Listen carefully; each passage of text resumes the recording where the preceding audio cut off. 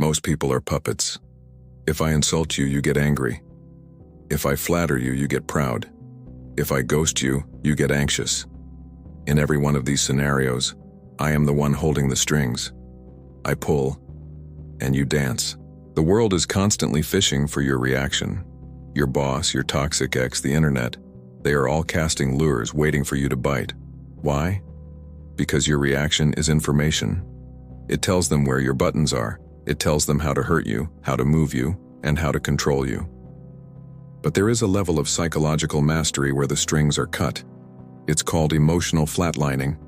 It is the ability to look at a storm and feel nothing but the wind.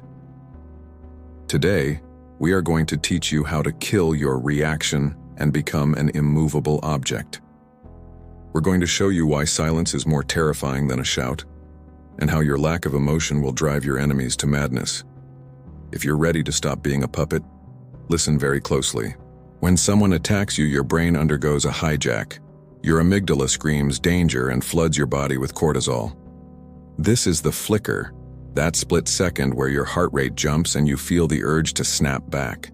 The amateur lets the flicker turn into a flame. They scream, they defend themselves, they explain. The master observes the flicker and lets it die in the throat. You must understand that explaining is a form of submission. When you defend your honor, you are admitting that the other person's opinion has the power to wound you. You are giving them a seat at the table of your self-worth. To achieve the death of reaction, you must adopt the mirror mind. A mirror reflects the image of the person standing in front of it, but it doesn't feel the image. If someone is ugly, the mirror doesn't get disgusted. If someone is violent, the mirror doesn't get bruised. You are the mirror. Their toxicity is their problem. Don't let it become your biology. Here is how you weaponize this in the real world. When someone tries to provoke you, whether it's an insult in a meeting or a passive-aggressive text, you apply the 5-second void. Do not speak. Do not change your facial expression. Do not even blink if you can help it. Just look at them. In that silence, the power dynamic shifts. Because humans are socially wired to seek feedback. When they don't get a reaction, their brain begins to panic. They start to wonder, did I go too far? Are they smarter than me? Do they know something I don't? They will try to fill that silence.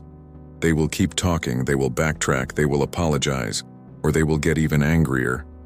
And the more they do, the more they lose.